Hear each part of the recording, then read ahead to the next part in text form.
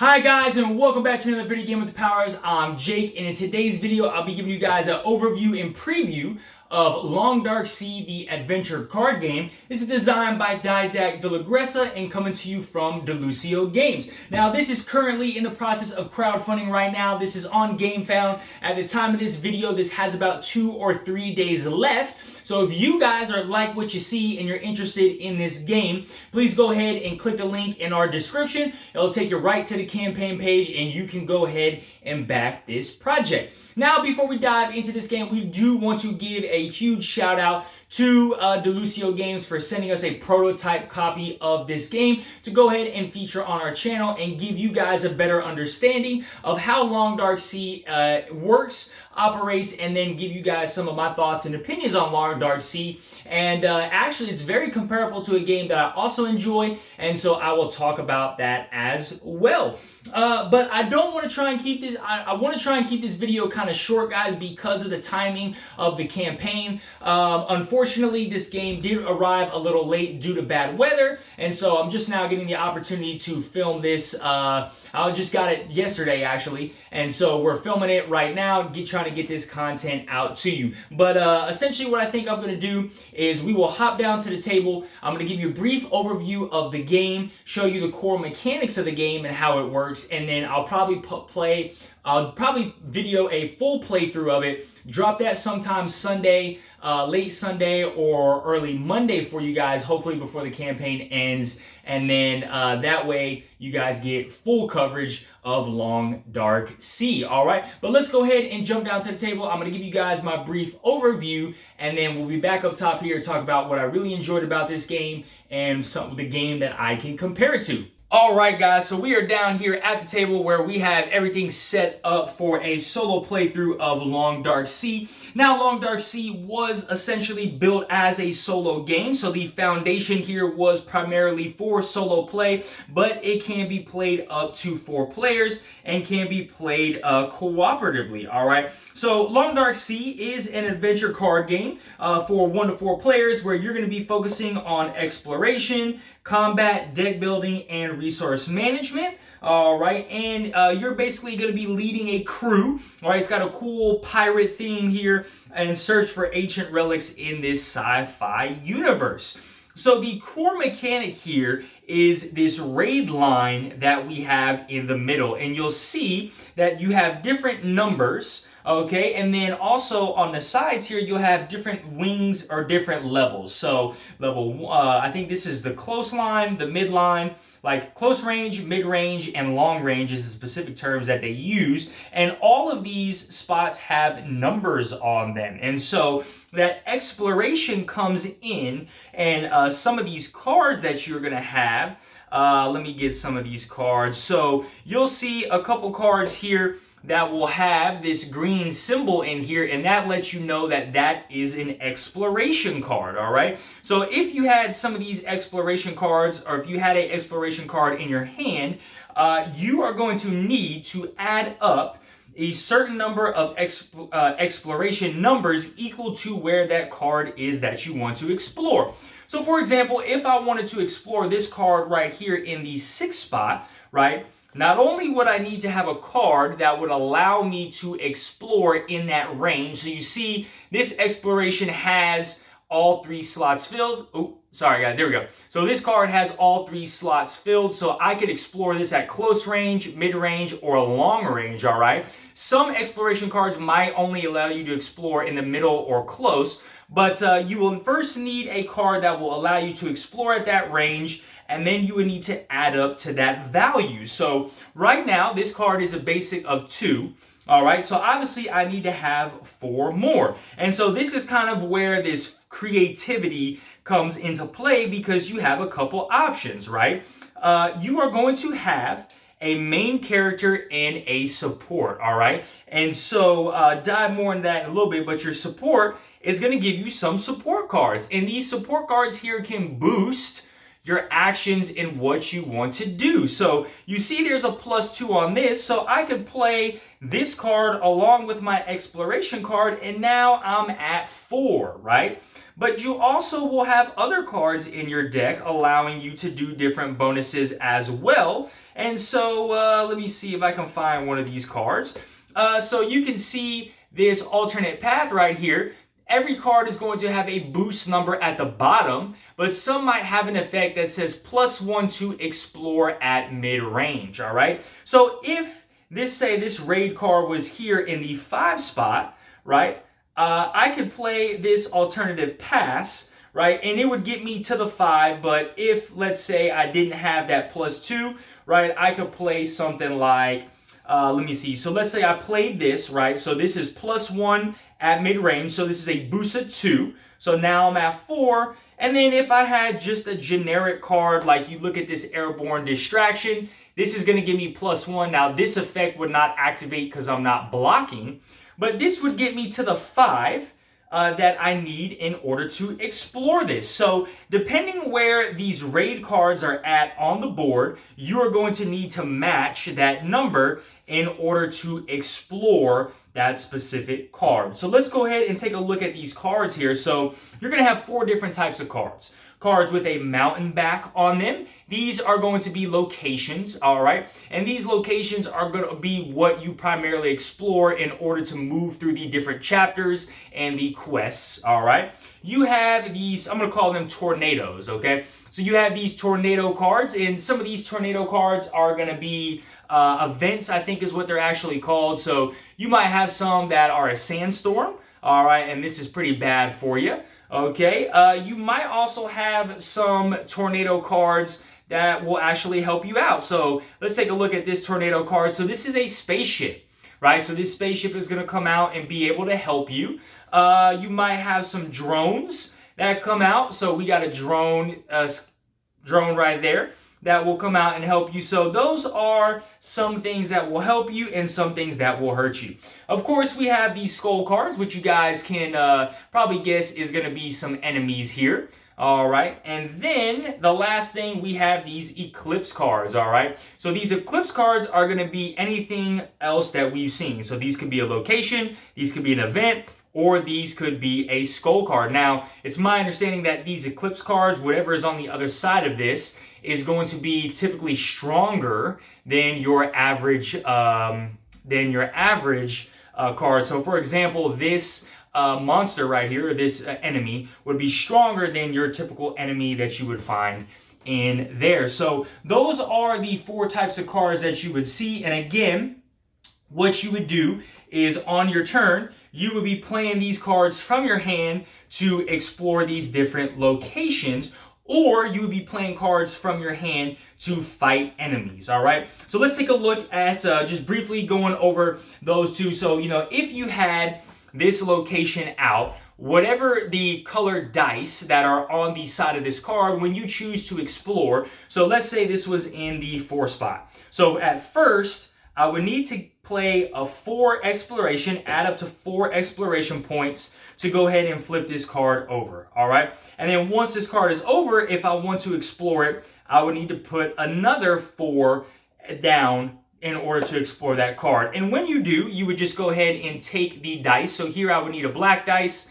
a orange dice, a yellow dice, and a green dice. And you would go ahead and roll one of each, and you would apply the results. So if I roll that really quickly, I would apply these results. Okay, so what would happen in this case? I believe the resources would go in first. There's a order to how things work. So the resources would be, this is a Bolito resource. So I would take 2 of these little chips right here. This is a currency. So I would take 1 of the currency over here. This is a loot card, so I would take 1 of the loot cards, and that's actually a really good roll right there. And then this X is, you'll notice this track right here. So this is that progress of, you want to work on moving this X track down until here, and then you'll be able to take a quest card, and these quest cards are kind of going to advance the act sometimes, depending on where you are. Now, there are different modes right here. So you have easy mode, normal mode, and hard mode on this side. And then over here is the threat track. So if you were to ever roll a red, all right, you ever roll a red, you would start easy, normal, and hard. And when that got down here, you would draw a threat card. Again, don't want to spoil too much yet, just trying to give you guys a brief overview. So that would be advancing your quest and exploring.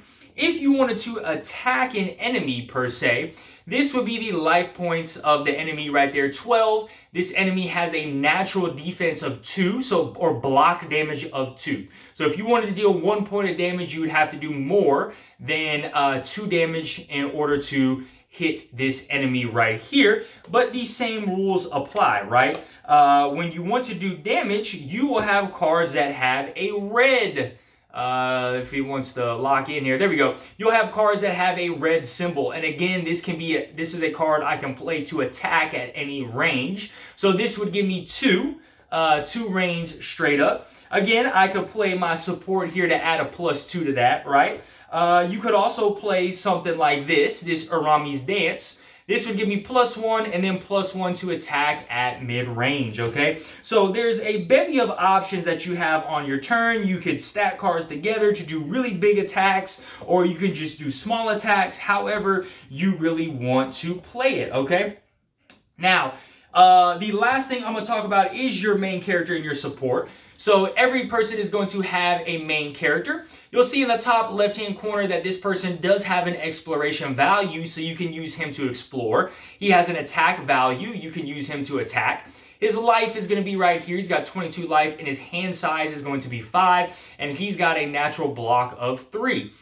Whenever you use your main character to either explore or attack, you will need to flip him to the other side, and he is exhausted. All right, and you'll notice that his hand size will decrease when he's exhausted, and he also will have an ability. Okay, so that is your main character, and of course you can boost your main character like you would any other card. You also have a support, so this support is going to give you bonuses as well. So he doesn't add any life, but he adds a +1 to your hand size. So my hand size would be a 6. All right, we have an ongoing effect that whenever I play a card associated with him, that he's going to become exhausted, so I flip him over.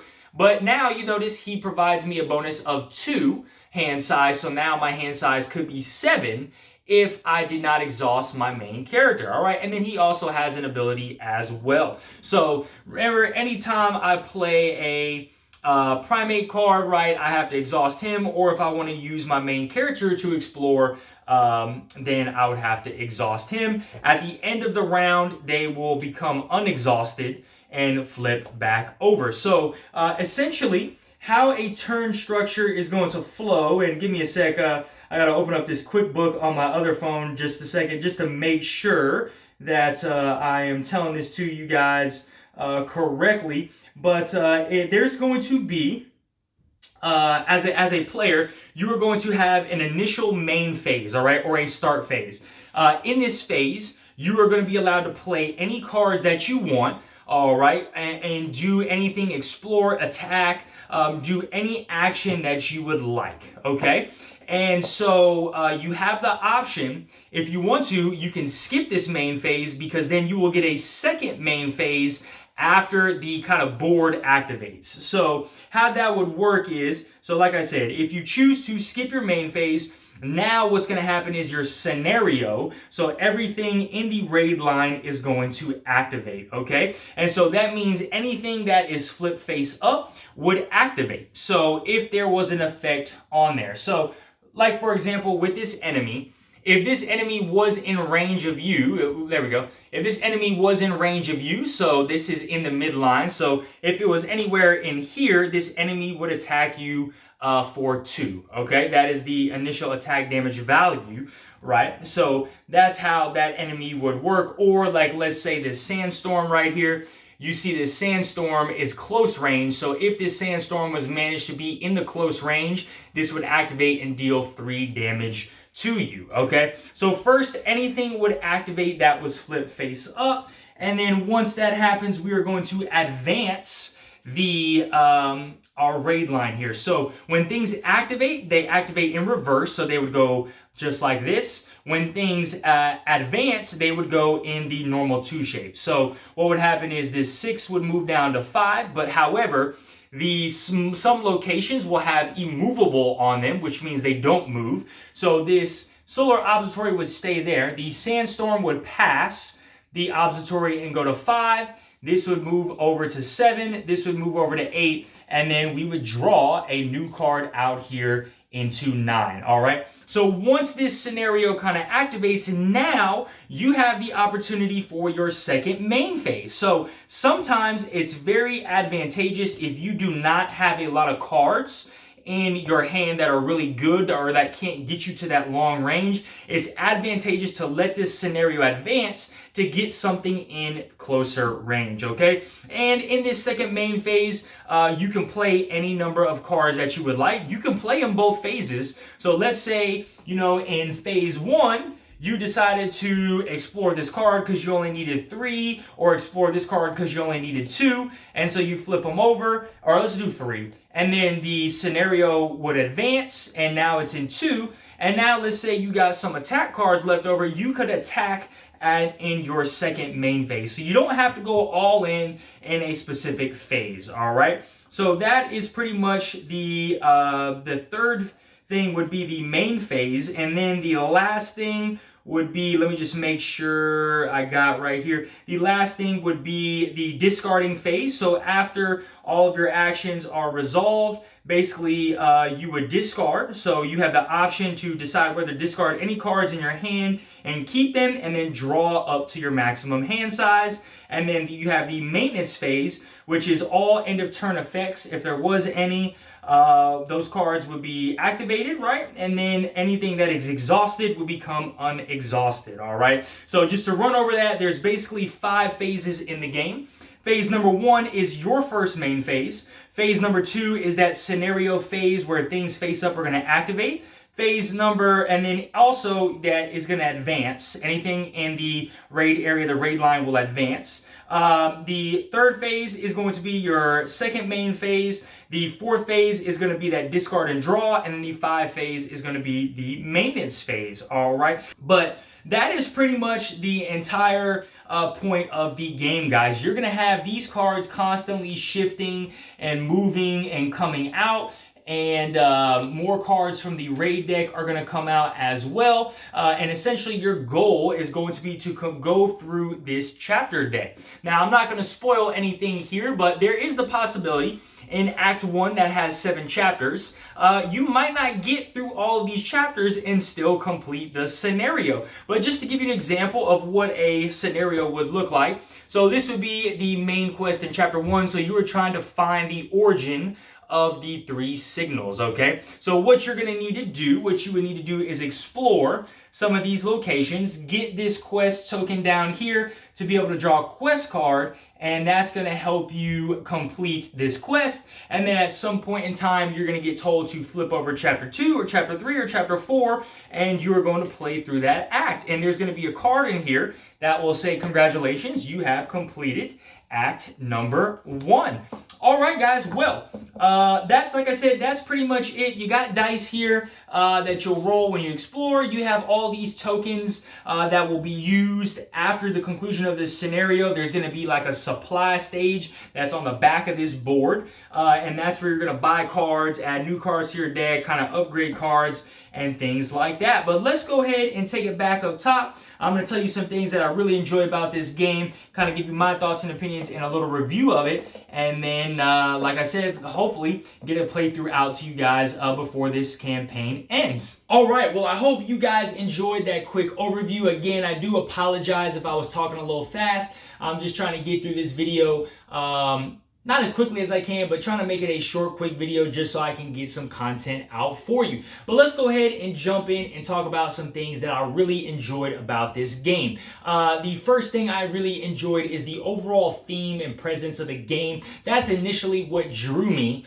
to the Long Dark Sea campaign. I love the theme and the feel of this pirate.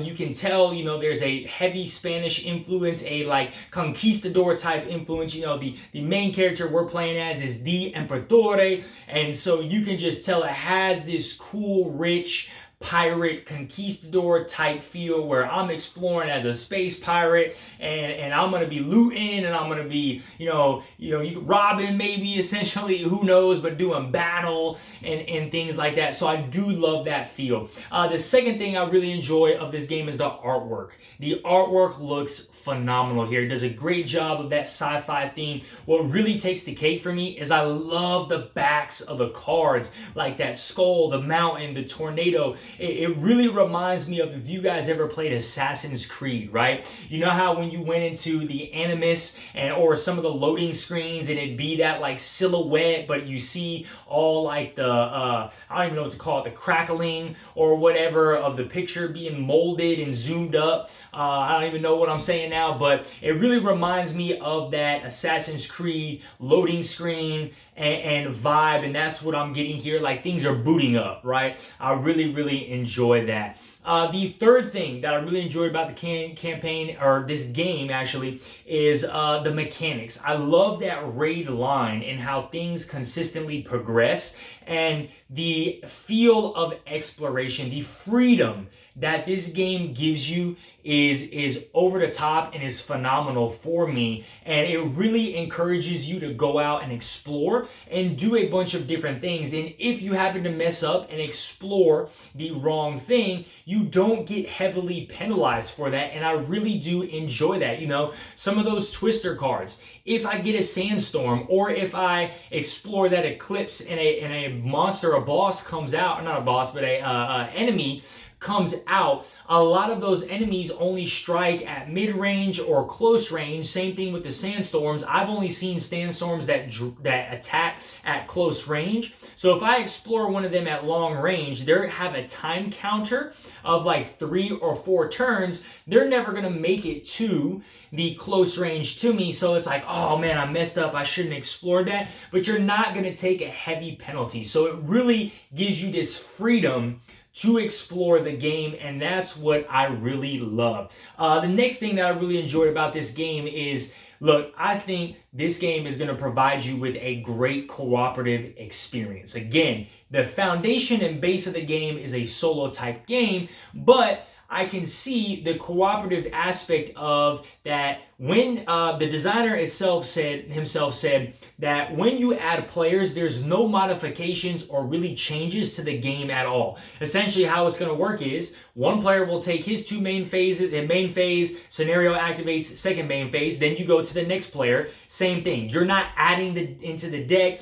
you're not making any special modifications whatsoever. The difficulty, whatever difficulty you choose, it doesn't matter if you have 1 player or 4 players, the tokens are always going to start in the same spot. And I think that works so well for a cooperative card game like this one, because it allows the different players to have different strategies and objectives. And like, you know, if you want to have that player that just likes to explore, like, hey, I just want to go explore all these places, by them just exploring, it's not really going to hamper the progress of your game. So I can really see how that is going to be a super positive. Okay, so let's go ahead and talk about some of the things that I can see that some people might not enjoy.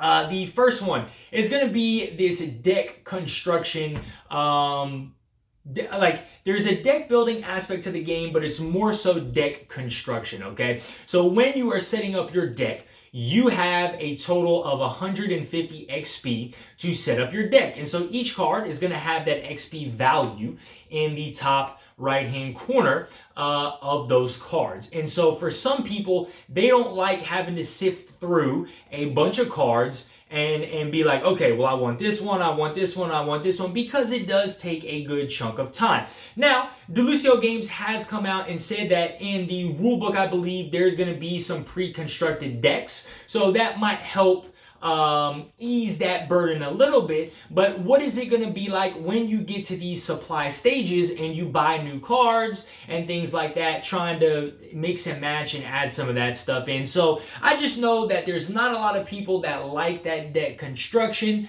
so that might be off-putting to them. The second thing is probably going to be the setup. From what I've seen is depending on the so when you get the acts, there's 3 different acts. You can play them separately or you can play them as a campaign. But in these acts, it's let me make sure I'm telling you guys the actual make sure I'm telling you is correct. So you would get your character and you would get his support. Then you would do your basic deck. Like I said, you would build that to 150 XP. Each card is worth 10 XP. There's a ton of options, 96 different cards to choose from. Then you would get the raid deck. All right, so you would shuffle the raid deck, which is composed to Act 1 of enemies, locations, events, and darkbacks. All right.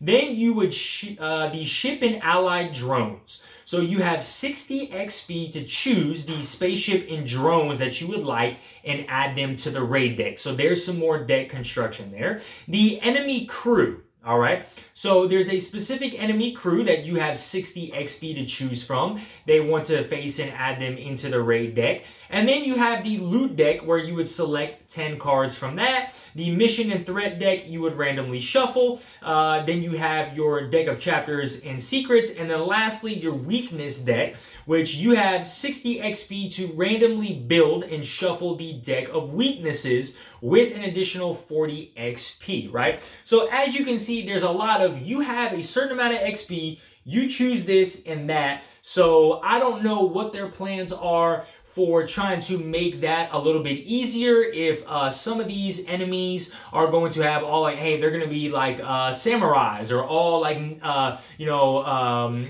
stowaways or something like that. But if there's no easier way to do it where you actually have to sit and choose and that takes time, I can see how that can be off-putting to a little people. All right.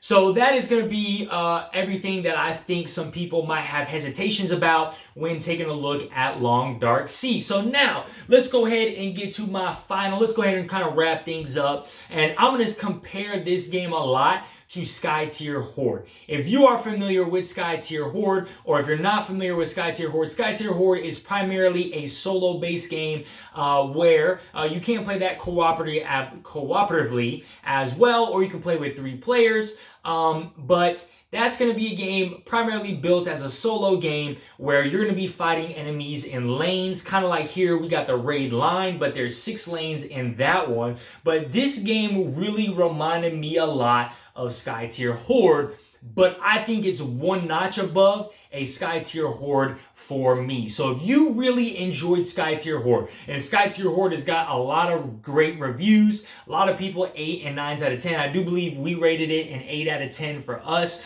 You know, I'm gonna rate this thing at 8.5 for me, in terms of just that one notch above Sky Tier Horde. And I think because I can see this game being a much better cooperative game than Sky Tier Horde is. The thing here, like I said, with Sky Tier Horde is the cooperative, it was very tough to try and play the game cooperatively because you both have to be working on the same objective of trying to clear these monsters out and beat this portal, right? With this game, I love the freedom that I can see cooperatively people having, and like I hit on it earlier, of one player can really focus on the objective, the other player can focus on doing essentially whatever they want, and it's not really going to hamper the main mission or the other player too much. And so it gives these players this creative freedom, and that's what the designer said. He wanted to have a lot of possibilities when playing this game. But